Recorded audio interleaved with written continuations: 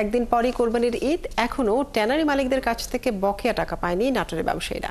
এবছর কোরবানি কম হলে চামড়া উৎপাদনও কম হবে বলে আশঙ্কা করছেন ব্যবসায়ীরা। এছাড়া আগের মতো নীল বা ব্লু দিয়ে চামড়া প্রক্রিয়াজাত করার অনুমতি চেয়েছেন ব্যবসায়ীরা। তাতে চামড়া শিল্পের সুদিন ফিরবে বলে মনে করছেন তারা। বুলবুল আহমেদের প্রতিবেদন।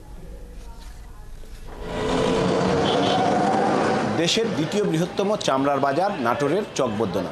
সারা বছর জুড়ে এখানে 200-র বেশি আড়তে কেনাবেচা চললেও কালার এক্সপার্ট, জর্জ স্যাপ এবং মাইল্ড অন হ্যান্ডস টেকনোলজি সমৃদ্ধ অরিক্স ক্রিস্টাল ওয়াশ আপনার লন্ড্রি এক্সপার্ট। ব্যবসায়ীদের মূল লক্ষ্য থাকে কোরবানির ঈদ। দেশের প্রায় অর্ধেক জেলার চামড়া আসে এখানে। বাৎসরিক মোট চামড়ার অর্ধেকই সংগ্রহ হয় কোরবানির ঈদে। কিন্তু ব্যবসায়ীরা বলছেন হঠাৎই আবার লবণের সিন্ডিকেটের কবলে পড়েছে চামড়ার বাজার। সপ্তাহের ব্যবধানে 700 টাকার বস্তা বিক্রি হচ্ছে 1100 টাকায়। 700 টাকার লবণ 15 দিনের মধ্যে 1000 টাকা বস্তা হয়েছে। এই অস্বাভাবিক 300 টাকা বাড়তির জন্য চামড়ার উপর কিছুটা প্রভাব পড়বে, এটা তো সঠিক। এদিকে গরুর চামড়ায় লাম্পি স্কিন ভাইরাসের আক্রমণ ব্যবসায়ীদের চিন্তা আরও বাড়িয়েছে। এছাড়া চামড়া ব্যবসার সিন্ডিকেট রোধে আগের মতো ব্লু বা নীল দিয়ে চামড়া প্রক্রিয়াজাত করার অনুমতি চান ব্যবসায়ীরা। ব্লুটা যদি রানিং হয়, এটা হচ্ছে টেনারিওয়ালাদের জন্য ভালো, বড় বড় টেনারিওয়ালাদের জন্য, তাদের জন্য প্লাস পয়েন্ট। একটা কাঁচা চামড়া 7 দিন, ব্লু হলে 7 দিনের মধ্যে বিক্রি সম্ভব। আমরা চাই যে পুনরায় আবার হচ্ছে এই ব্লুটা ফিরে আসুক।